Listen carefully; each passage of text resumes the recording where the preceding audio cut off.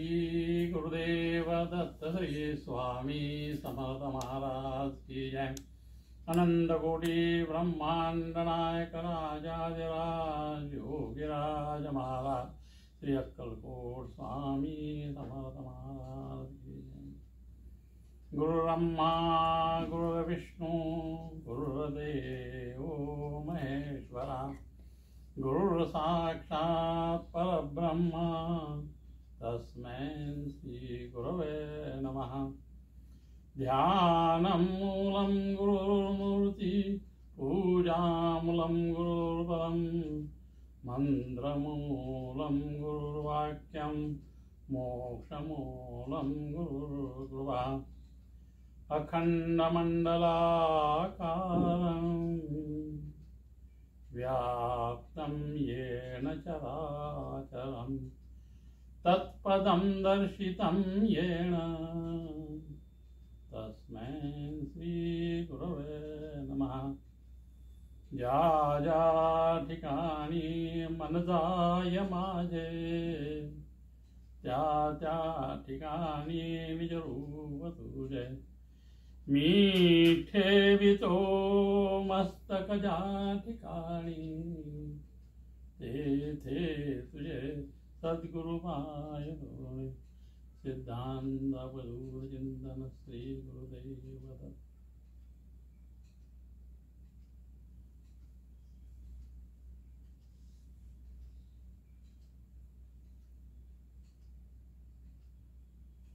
श्री स्वामी समर्थ महाराज की जय। सर्वांना वंदन करतो, गुरूंना वंदन करतो। आजचं सेवा पुष्प आपण स्वामींच्या चरणी वाहूया।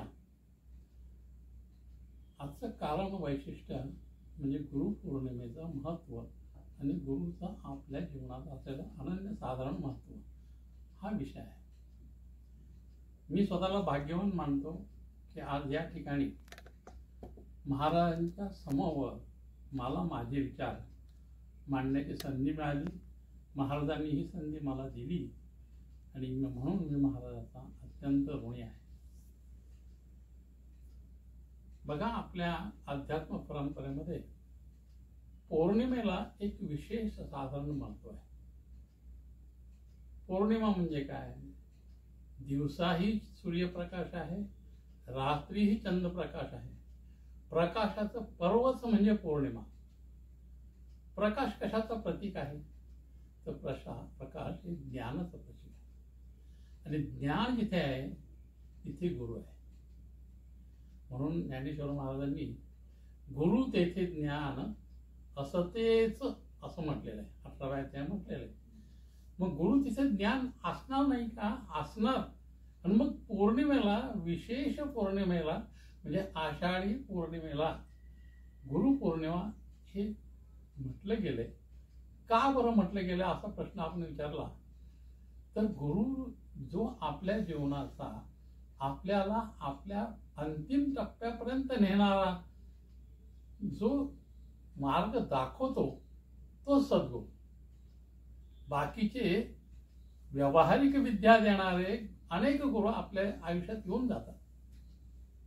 आपण शाळेत गेल्यापासून ते आताच्या ह्या वेळामध्ये अनेक ठिकाणी आपल्याला अनेक शिकायला मिळतं। म्हणून ते आपले सद्गुरू झाले काय? ते सद्गुरू होत नाही। तर सद्गुरू जो आपल्याला पारमार्थिक दृष्टीने ज्ञान देतो आणि आपल्या दिशा दाखवतो। गुरुचं महत्त्व काय आहे? तर दिशा दर्शक असे आहे आणि हाताला बोटाला धरून ती भोवताल पार करण्याची संधी त्यांच्यामुळे मिळते। बरं, गुरुतत्व आणि गुरु शिष्याचं नातं हे एका जन्माचं असतं का? तर नसतं। गुरु आणि शिष्यांचं नातं हे जन्मजन्मीच असतं।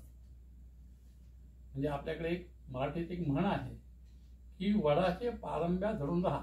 आपल्या जे दत्त संप्रदायाचे लोक आहेत त्यांना म्हणतात वडाच्या पारंब्या धरून राहा। का? पारंब्याचं तत्व आहे की त्या परतही जमिनीत जातात आणि दुसरा वृक्ष होतो। मग ह्या जन्मी तो वटवृक्ष गेला तरी पारंब्याच्या रूपाने दुसरा वृक्ष राहतो।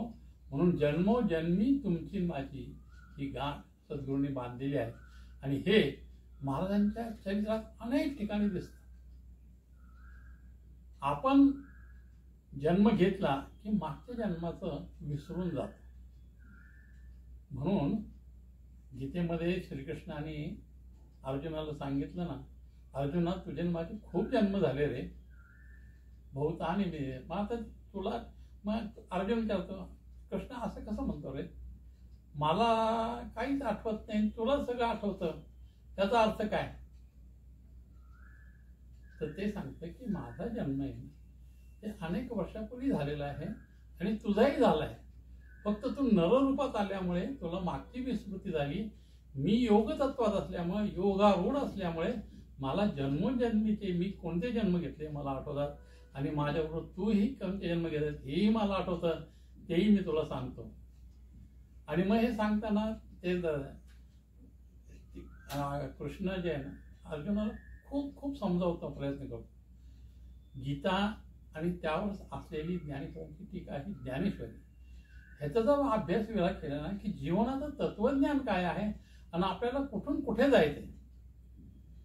तुमच्या जीवनामध्ये जेव्हा आपण जन्म घेतो ना, तेव्हा कोणाच्या परमेश्वर कृपामध्ये जन्म होत नाही. आपल्याच कर्माची फळं भोगण्यासाठी आपल्याला जन्म मिळतो.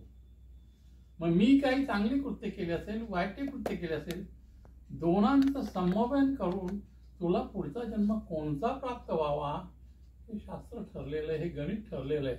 आणि त्या दृष्टीने येतं आणि मग त्या जन्मामध्ये ती सगळी केली जाते. त्याला आपण प्रारब्धही म्हणतो. प्रारब्धानुसार घडणार आहे. पण त्या प्रारब्ध करताना सुद्धा ज्या परमेश्वराने मला जन्माला घातलेलं आहे ना, त्याची आठवण करण्यासाठी मी प्रयत्न करणंही आवश्यक आहे. करतील माझे महाराज, मी आहे, नाही झालं. तू तुझे प्रयत्न करून 2 पावलं पुढे आले पाहिजे. महाराज तुझ्यासाठी 10 पावलं पुढे यायला तयार आहे. आणि मग असं जर असेल ना, तर सद्गुरूचा आपल्या जीवनातला किती अनन्य संबंध आहे त्याचा आपण विचार करा. आता महाराजांच्या चरित्रामध्ये खूप खूप गोष्टी अशा केलेल्या आहेत की महाराजांचा जन्म आलेलाही आहे. दत्त संप्रदायामध्ये आपण जर पाहिलं की महाराजांची आत्ताही तुम्ही जी काही पाहताय, महाराजांचं चित्र पाहताय, मूर्ती पाहताय, हे वय किती असेल तर 750 वर्ष, 750 वर्षाचं आयुष्य आहे त्यांचं. एक योगी, एक तत्वज्ञानी, एक परब्रह्म, परमात्मा स्वतः आलेला आहे आणि आपल्या नशिबाने आपल्याला तो पाहायला आणि अनुभवायला मिळालेला आहे. महाराजांना देह ठेवूनही आता 150 वर्ष होत आहे. अजूनही त्यांच्या अनुभूती आपल्याला येतात. आता आपला जो मठ आहे बागेळीला, तिथे महाराज विश्रांती घेत असतात. त्या शिळेवर ते बसत असे.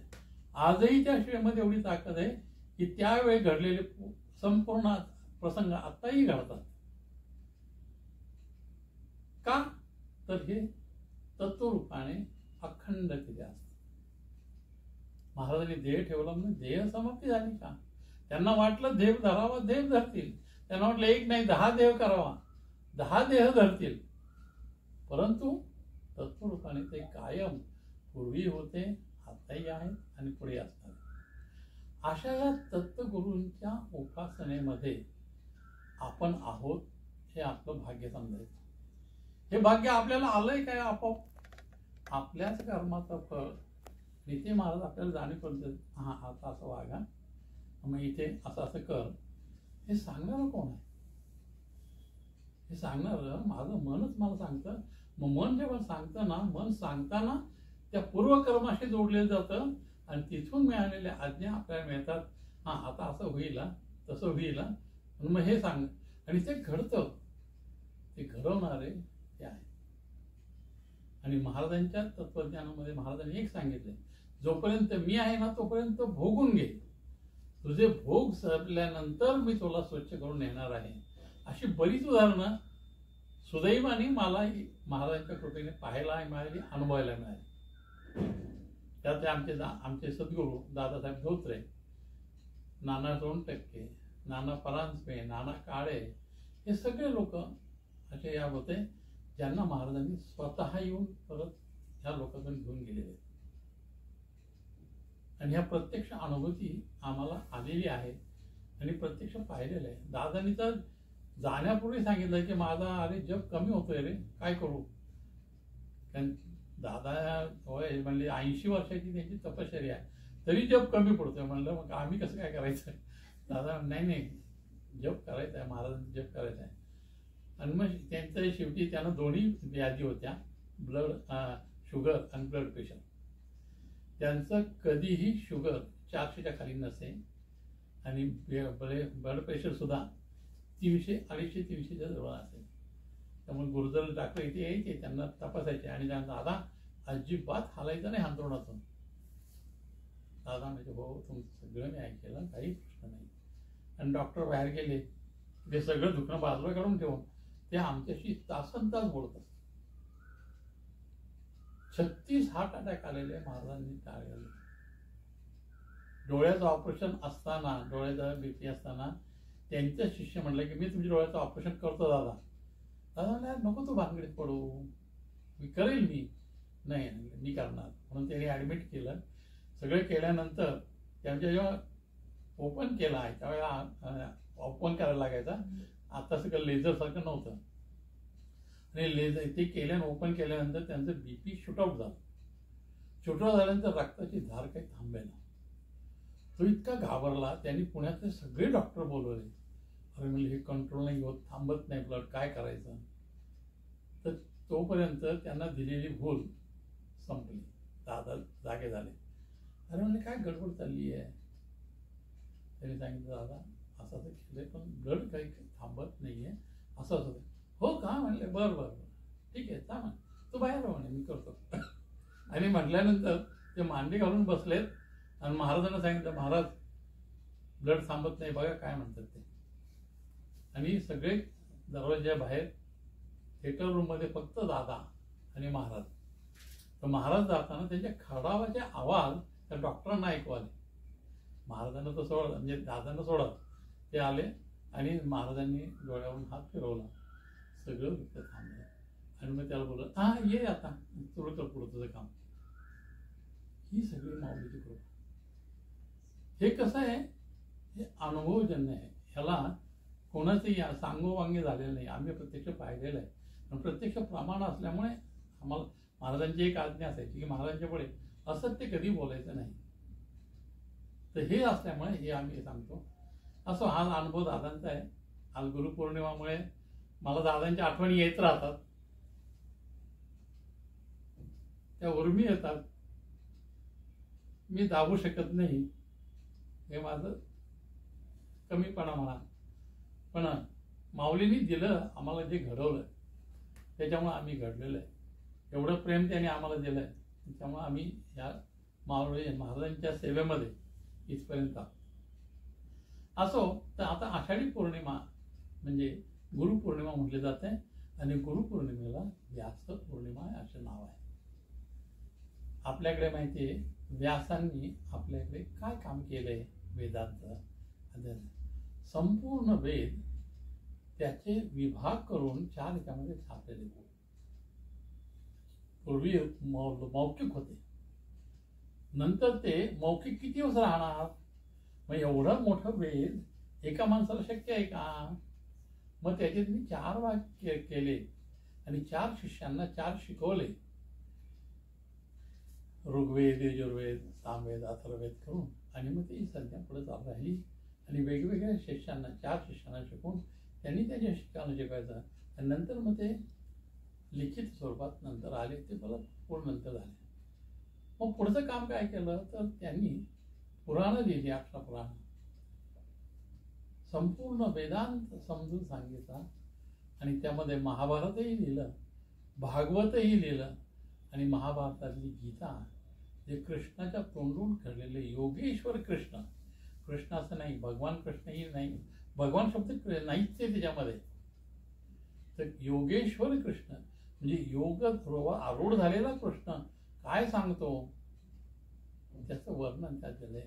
म्हणून मनुष्याच्या जीवनामध्ये जे काही स्थित्यंतर येतील, जे काही अडचणी येतील, त्याच्यावर आपण कशी मात करायची हे गीतेमध्ये सांगितलंय. डिप्रेशनमध्ये गेलेला माणूस परत कामासाठी उत्पन्न उत्तिष्ठ असं म्हणतं. कसं करणार? मरगळलेल्या मनाला उभारी कुठून आणणार? हे सांगता सांगता संपूर्ण जीवनाचं रहस्य त्यांनी सांगितलं. आणि म्हणून गीतेच्या प्रार्थना नमोस्तुते व्यास विशाल बुद्धे फुल्ला रविंदा यतपत्र नेत्र अशी प्रार्थना सांगितली. त्या व्यासांना आज आपण नमस्कार करूया. हे दोन्हीही झालं, पौर्णिमा आणि व्यास. मग आपल्याला प्रश्न पडतो की आपला जन्म झाला, मग प्रारब्ध दर्शन माझा अंत पण होणार आहे. मग मला सद्गुरूंची आवश्यकता आहे का? जर घडणारं लिहूनच ठेवलेलं आहे, मग मी केलं काय आणि नाही केलं काय, काही फरक पडेल काय? नाही. सद्गुरूंनी सांगितल्यानंतर की तू ह्या मार्गाने जा, त्या मार्गाने सहज सुलभ रीतीने तुला हा भवसागर पार करायचा. म्हणून ते उदाहरण देतात, त्या नदीमध्ये, नदीला प्रवाह असतो, त्या प्रवाहामध्ये जर पूर आला आणि मनुष्याने उडी मारली, काय होईल? पोहणारा माणूस आता गटांगळ्या खातो. गटांगळ्या खाणे म्हणजेच काय? आपला प्रयत्न कमी पडतो, त्याचा अभ्यास कमी पडतो आणि त्याच्यावर मात करायची कशी हे समजत नाही. आणि मग हे सांगण्यासाठी, हे चालण्यासाठी सद्गुरूचं बोट, सद्गुरूचा एक आशीर्वाद, सद्गुरूची एक फळी चालते. तिचा आधाराने मी नदीत पार करू शकतो. आणि हे केल्यानंतर मला काय प्राप्त होतं? तर देव परमात्मा पद मिळवतो. आणि मग नाही जन्म नाही नाव, या अवस्थेत मी जातो. हे सगळं करणार कोण असेल? तर सद्गुरू. जीवनामध्ये सद्गुरूची अत्यंत आवश्यकता असते. आपण जेव्हा जन्म घेतो तर कशामुळे जन्म घेतो?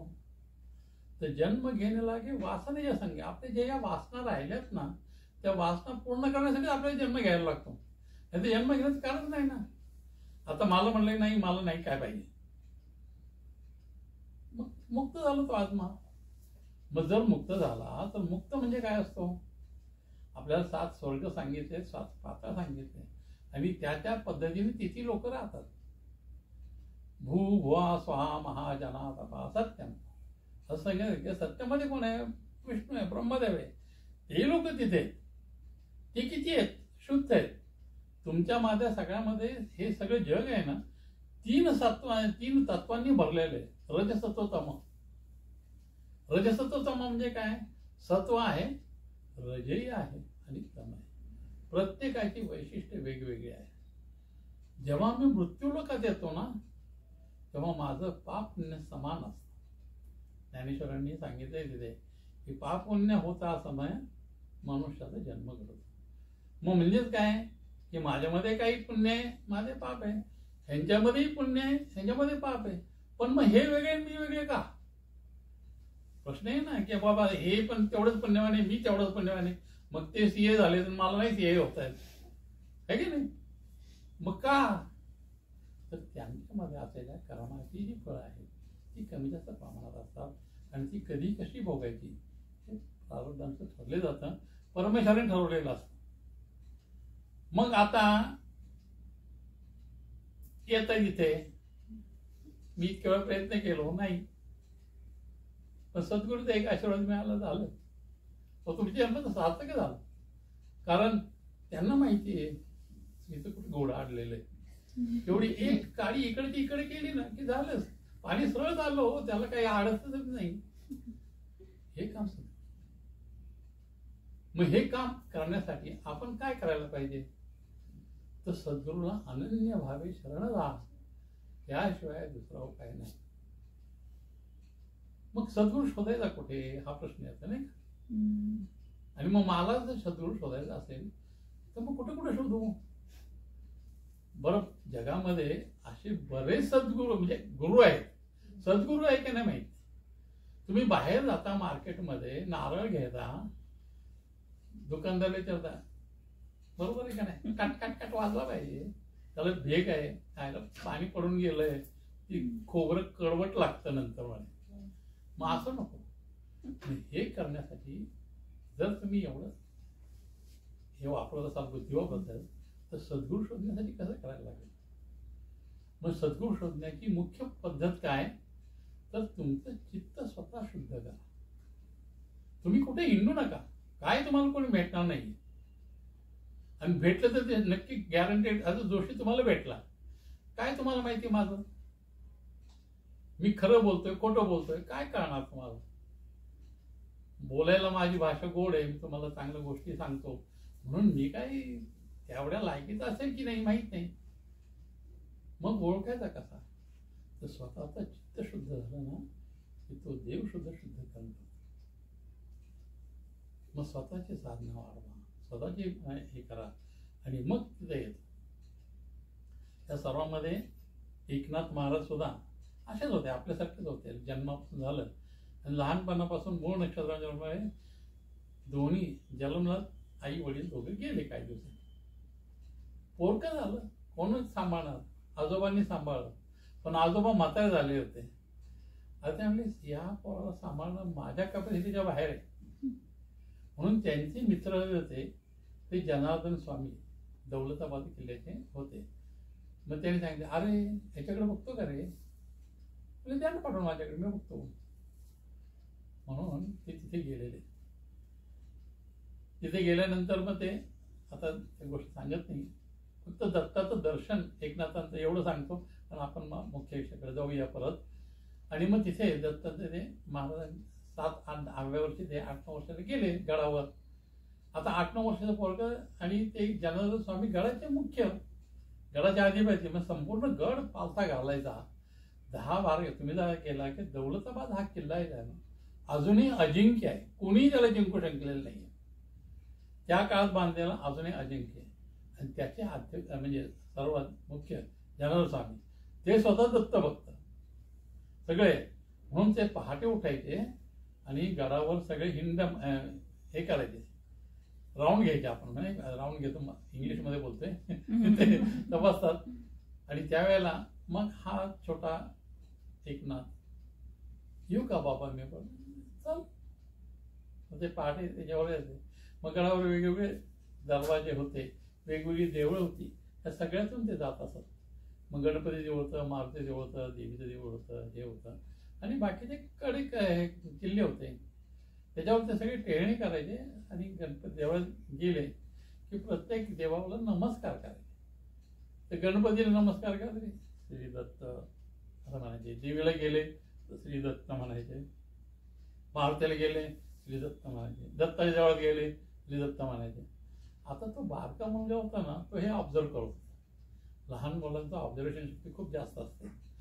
आणि पण ते काय आता आबाच्या पुढे बोलायचं कसं काय, म्हणून काही दिवस बोललेच नाही.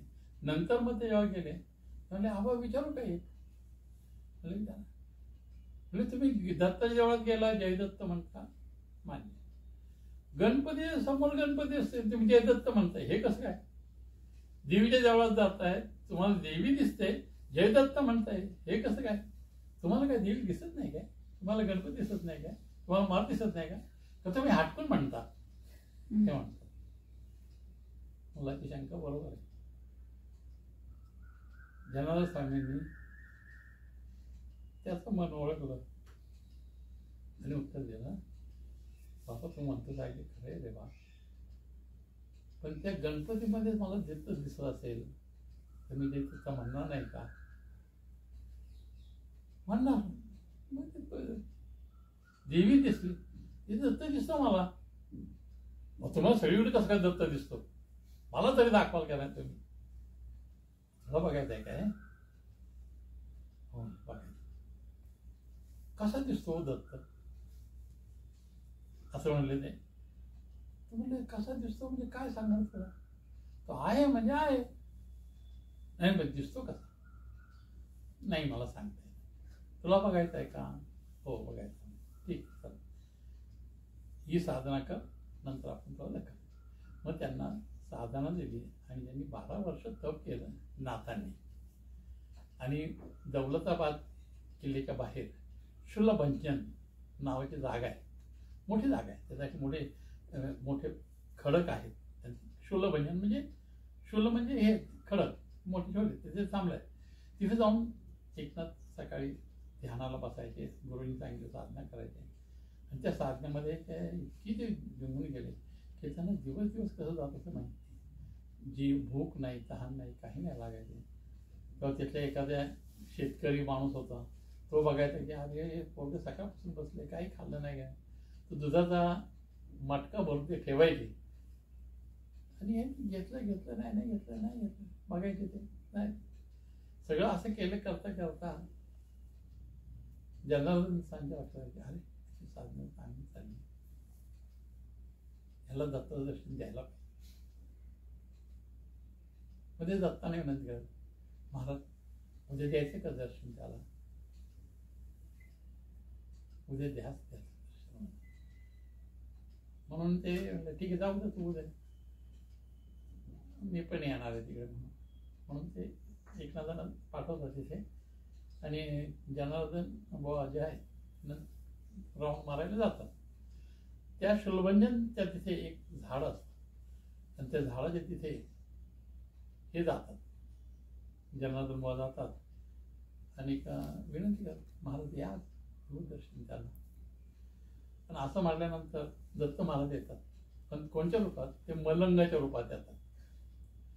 मलंग ते फाटके कपडे, नंतर ते धुळीने कपडे सगळे, हातात ते करवंटा म्हणजे हे आहे ना ते वाळ त्यांचं ते, नंतर 2 कुत्री 4 कुत्री सगळं बरोबर ते गेले. ते दत्त महाराज ते आले, जनार्दन साहेबांनी नमस्कार केला, गले काय आमचे गुरु असल्या माणसाने, जो माणूस एवढा मोठा आहे अशा भिकाऱ्याने हे करतात.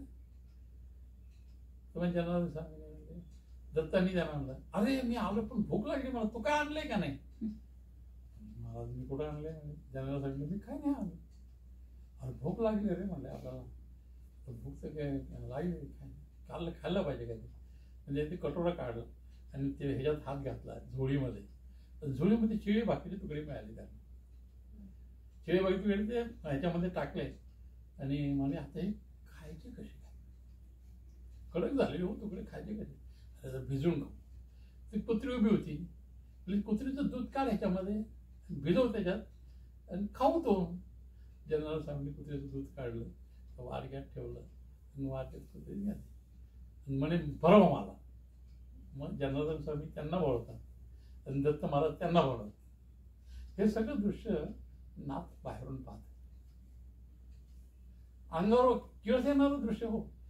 ते तुकडे काय, कुत्रीचं दूध काय, त्याच्यात त्यांनी एकमेकाच्या तोंडात भरतायत काय, हे सगळं झाल्यानंतर त्यांना असं वाटलं काय ते गुरुजींना सांगितलं, हो असलं काय करताय म्हणजे तुम्ही, असं सांगावं म्हणून खूप आलं होतं. पण म्हणजे गुरुजींच्या समोर जायचं आपली हिंमत नाही. आणि हे सगळं जनार्दन स्वामींना कळतं की आता नाताना काहीतरी होत आहे. मग त्यांचं अरे ये तू पण ये. जनार्दन साहेब बोलतात, घे ऐकतलं थोडं. मी नाही घेणार म्हणले, मी असलं खातो का नाही, काय तर तुझं तुम्ही खा म्हणले. अरे खा, मी नाही खात. बरं ठीक आहे, दत्त म्हणले नको देऊ, आपण खाऊ दो. मी एक काम करशील काय, आम्ही खाल्लेले हे उष्ट धुवून आण म्हणे. आता ते कसं बोलत त्याने ते उष्ट दिलं, त्याच्याकडे ते वार काय कटोरा दिला, जा धुवून आण. पण धुवून झाल्यानंतर ते नाप घेऊन गेले धुवायला, आणि ते धुतात तर परत भरलेले सगळं. हे काय ले हा बैरागी असं काही दिसत नाही, काहीतरी वेगळे. आपलं गुरु जे हवं त्याच्या पाया पडतं, म्हणजे हा व्यक्ती गुरूंपेक्षा मोठा असला पाहिजे. त्याच्या डोक्यात येत नाही कोण असेल. मग त्यांना स्वामी हक्का म्हणतात, नाथा अरे तुला दत्त पाहिजेत ना, ये म्हणे बघ. आणि बघ म्हटल्यानंतर मलंगाचा अवतार टाकून दत्त महाराज प्रगट झाले. आणि ते प्रगट झाल्यानंतर एकनाथांनी डोई ठेवली पायावर आणि तो आशीर्वाद घेतला. तुम्हाला सांगतो ते शूलभंजन पर्वत म्हणजे तिथे दौलतापासून 12 किलोमीटर उजवीकडे ते आम्ही आता पण जाऊन आलो, तिथेही अजूनही त्या संवेदना आहे. ही दत्त महाराजांची आलेली अनुभूती आजही येते, त्यावेळेला येतच होती, आजही येते. तर सांगत तत्व काय की गुरुतत्व अविनाशी असतं. जे सांगितलं हे सांगितलं हे अविनाशी तत्व आहे. आणि ह्या तत्वाची उपासना करायची म्हणून रामदासांनी सांगितलं आत्माराम शोधा. म्हणजे कोण शोधा? तर आपलाच आत्मा आपण शोधायला पाहिजे.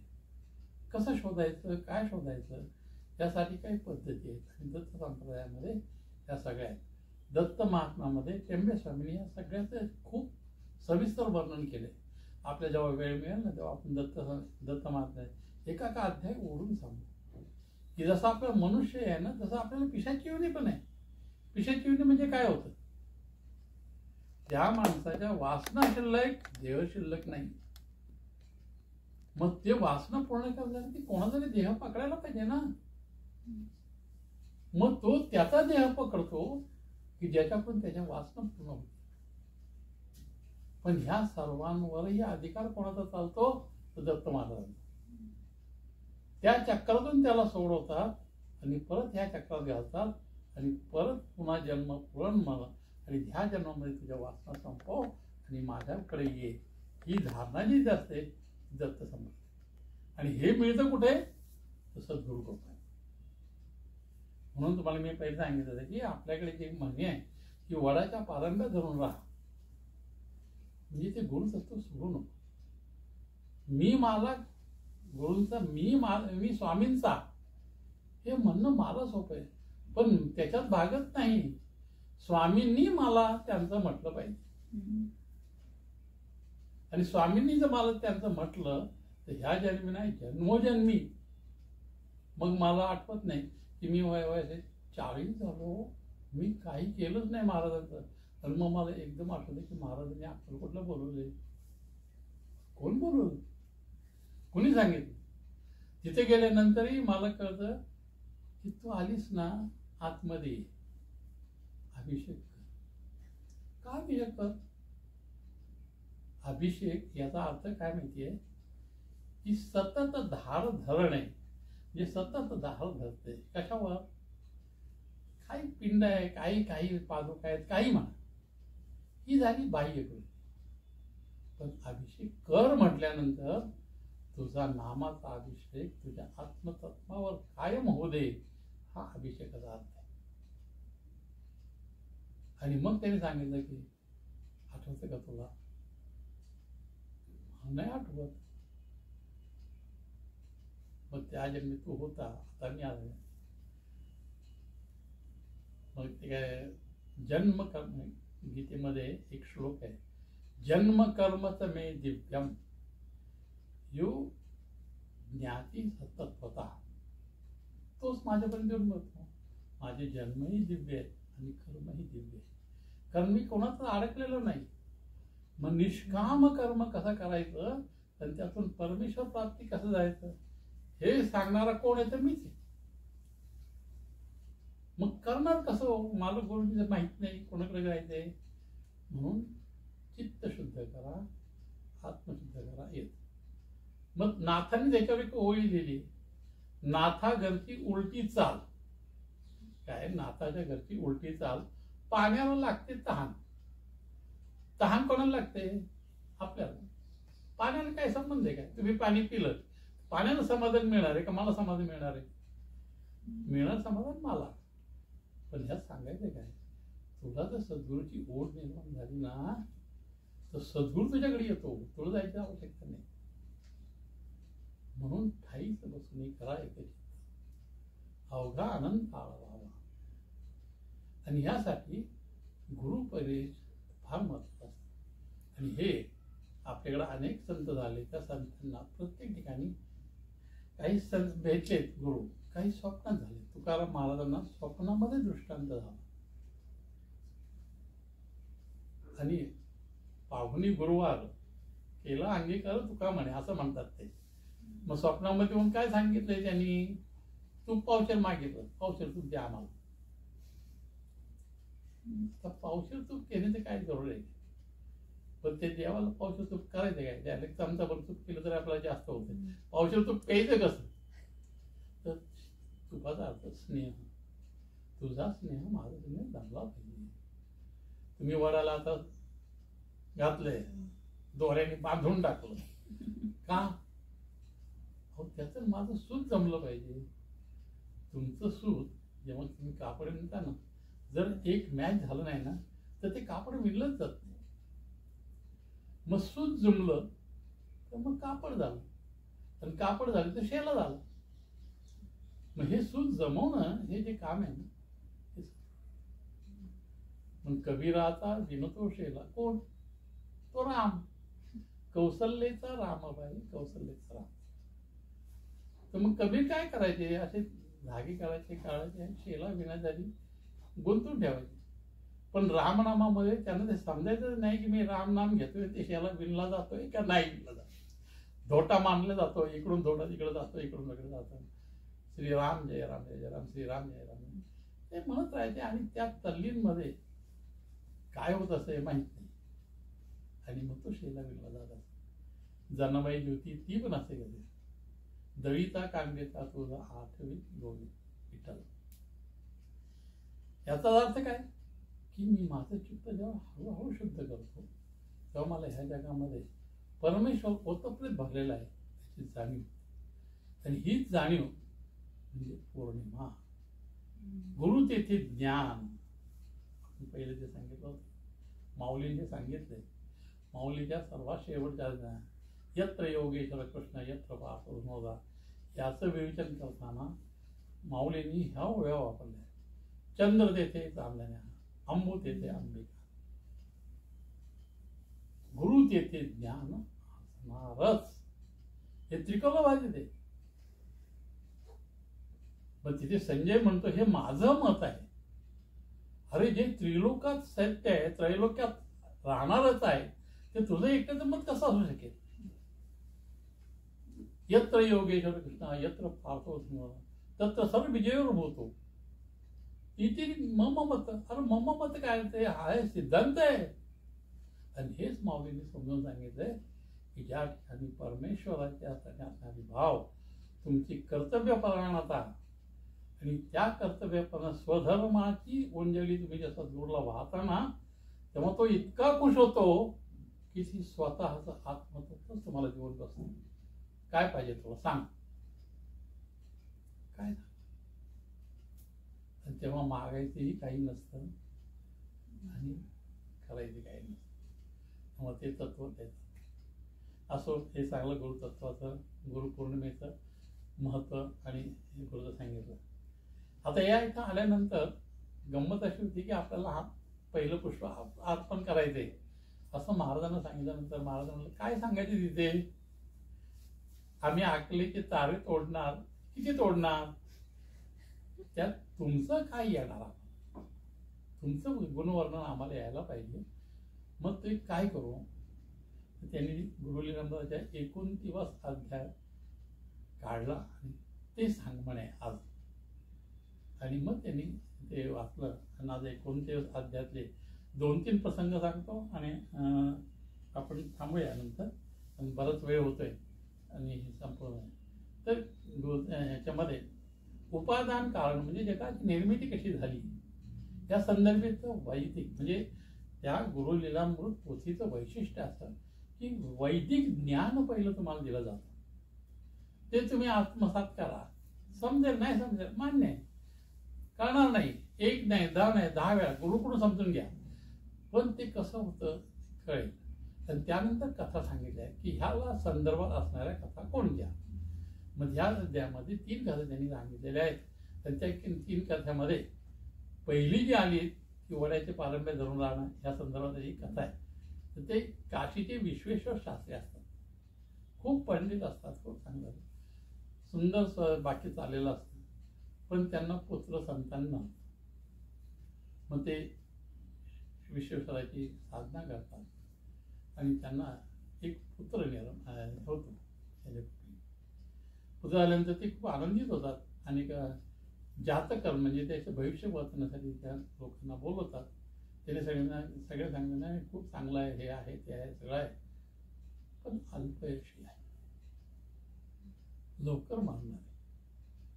सगळं झाल्यानंतर ते म्हणले मुंज बंद केल्यानंतर काही दिवसात हा जाणार असं सांगितल्यानंतर ते खूप दुःखी झाले. म्हणले विश्वमुख रूपाने मला झाले आणि असं माझ्या लेखत घडावं म्हणजे नाही. म्हणून ते म्हणतात अहो ह्याच्यात काही उपाय आहे का, हे टाळण्यासाठी काय उपाय मला करायला लागेल का, काय करेल का. तिथे एक ज्योतिषी असतो जो ज्ञान संपन्न असतो, तो सांगतो हो एक उपाय आहे, सत्पुरुषांचं दर्शन घेतलं तर ते टाळू शकेल. कुठे शोधायचं, ते सगळं चाललंय कुठे काशीला, हे तिथे. आणि मग तो सांगतो की हो अक्कलकोटला एक यती येत आहे म्हणे, खूप दिसरो यती आहे, तुम्ही जर दर्शन घेतलं ना तर म्हणे काही फरक पडेल.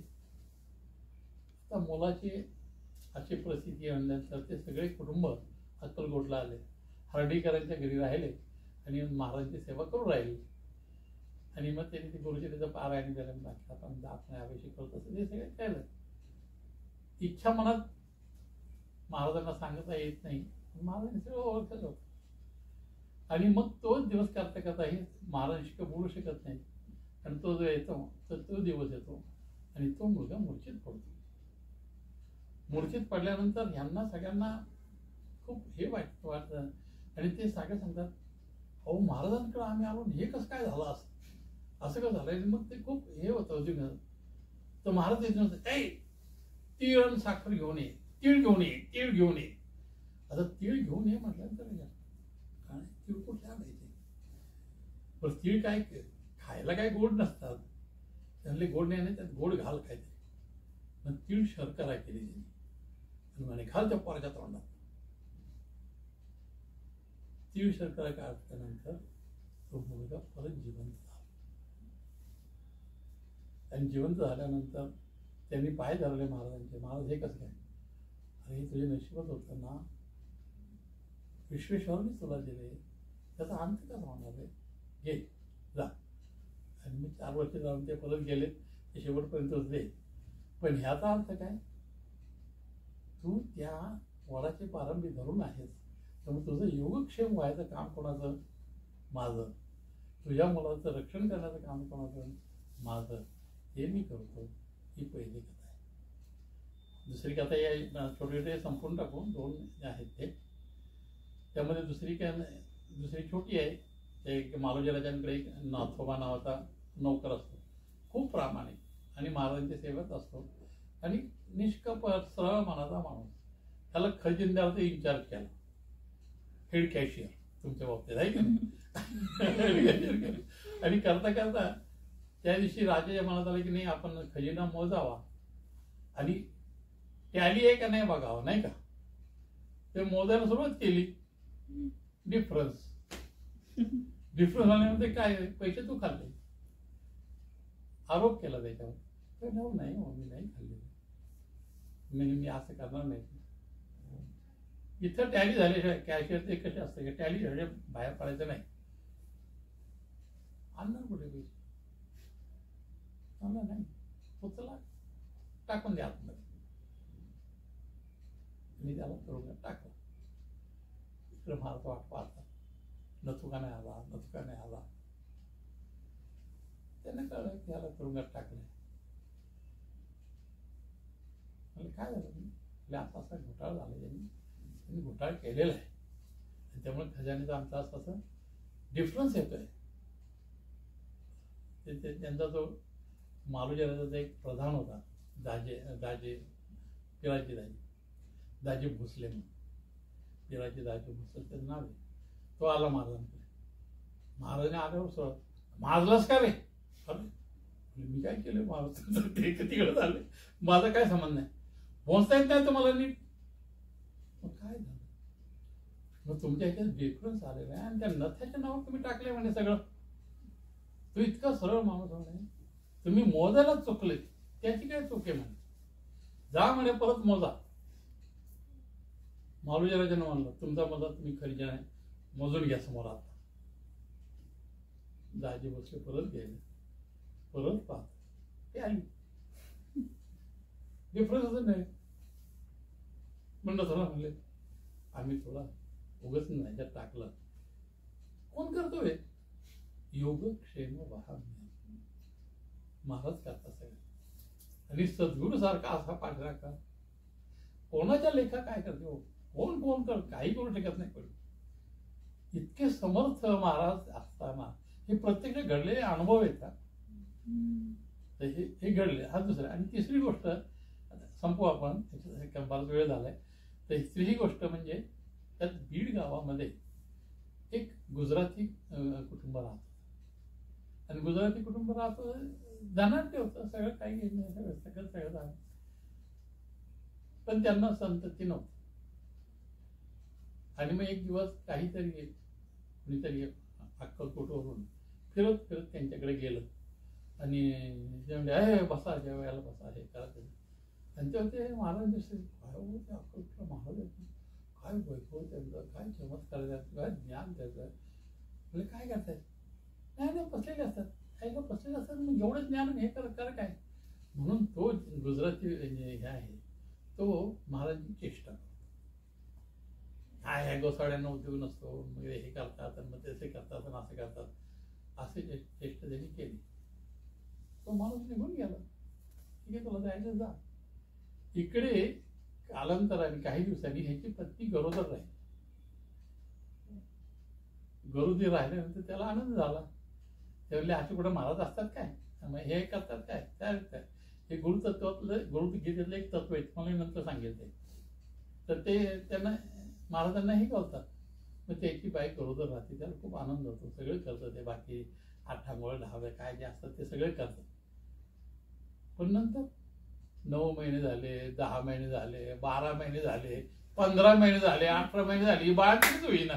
प्रश्न झाला ह्याला. मनात तरी त्या बाईलाही त्रास होतोय आणि त्याला त्या बाईचे हाल पाहून त्यालाही म्हणणार काय झालं. 9 महिने ते 18 महिने व्हायला काय बाळ होईना, ते हाल तर चाललेत. काय माझं असं काय घडलं आहे, माझ्यावर काय अपराध घडलाय काय. मग त्याला कळलं की नाही, मी त्या महाराजांना काहीतरी बोललेलो आहे, त्याचा जर परिणाम नसेल ना, अशी उपलब्धी त्याच्या मनात झाली.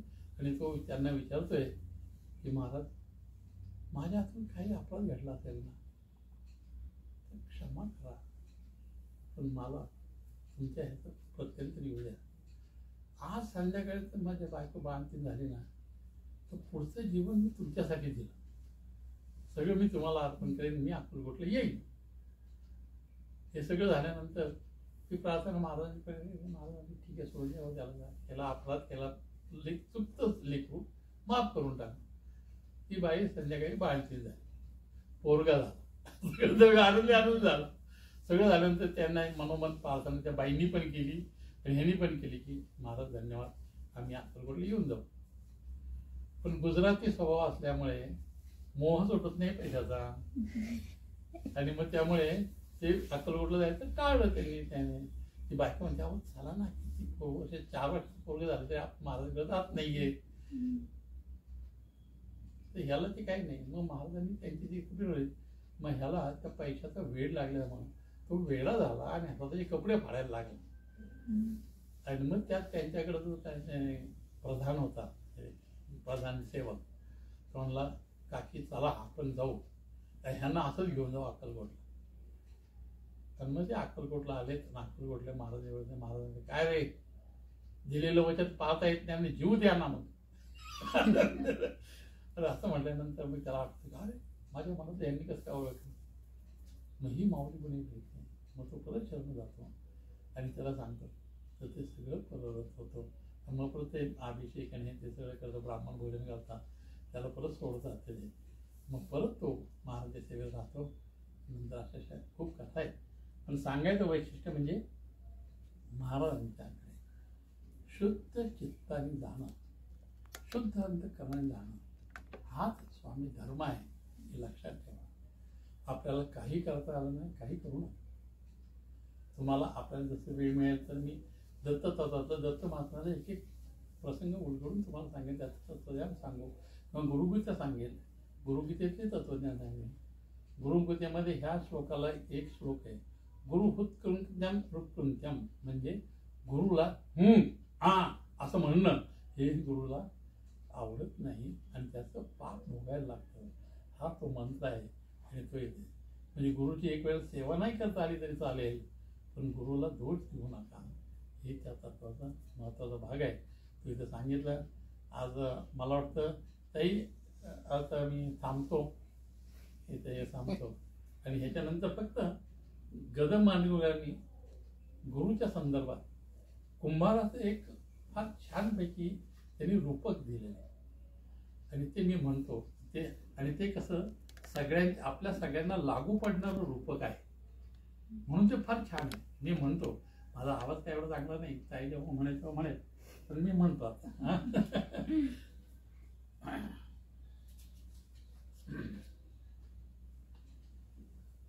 कुंभारा सारखा गुरु नाही रे जगात, कुंभारा सारखा गुरु नाही रे जगात. वर घालतो धपाटा, वर घालतो धपाटा, आत आधाराचा हात. कुंभारा सारखा गुरु नाही रे जगात. आधी तुडवी तुडवी, शिष्याकडून जेव्हा सेवा करतो ना तर तोडवायलाच लागतंय, करायला लागतंय. आधी तुडवी तुडवी, मग हात कुरवाळी. आधी तुडवी तुडवी, मग हात कुरविणी. ओल्या मातीच्या गोळ्याला येई आकृती वेगळी. तुमची साधना परिपक्व होते ना तेव्हा तुम्ही कोणत्या दिशेला पोहोचता, ही माझी ती नाहीच आहे, मी तो नाही, ते कळतं तेव्हा. ओल्या मातीच्या गोळ्याला येई आकृती वेगळी. घडे जाती थोरा घरी, घडे जाती थोरा घरी, घडे जाती राऊळात. घडे जाती थोरा घरी, घडे जाती राऊळात. कुंभारा सारखा गुरु नाही रे जगात. कोणी चढुनी बैसतो गाव गौरीच्या मस्तकी. प्रारब्धानुसार काय घडतं, कोणी चढुनी बसतो गाव गौरीच्या मस्तकी. कुणी मध्यपात्र होतो राव राजांच्या हस्तकी. आव्यातील आग नाही कुणी पुन्हा आठवत. आव्यातील म्हणजे भट्टीतील, आव्यातील आग त्याला ना आग नाही कुणी पुन्हा आठवत. कुंभारा सारखा गुरु नाही रे जगात. वर घालतो धपाटा, आत आधाराचा हात. वर घालतो धपाटा, आत आधाराचा हात. कुंभारा सारखा गुरु नाही रे जगात. कुणी पूजेचा कलश, कुणी पूजेचा कलश, कुणी गोरसाचा माठ. गाईचं दूध ठेवण्यासाठी माठ. कुणी पूजेचा कलश, कुणी गोरसाचा माठ. देता आकार गुरुने, ज्याची त्याला लाभे वाट. देता आकार गुरुने, ज्याची त्याला लाभे वाट. घट पावती प्रतिष्ठा, घट पावती प्रश्नता. गुरु राहतो अज्ञात. गुरु घट पावती प्रतिष्ठा, गुरु राहतो अज्ञात. कुंभारा सारखा गुरु नाही रे जगात.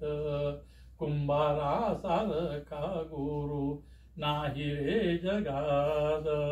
वर घालतो धपाटा आत आधाराचा हात.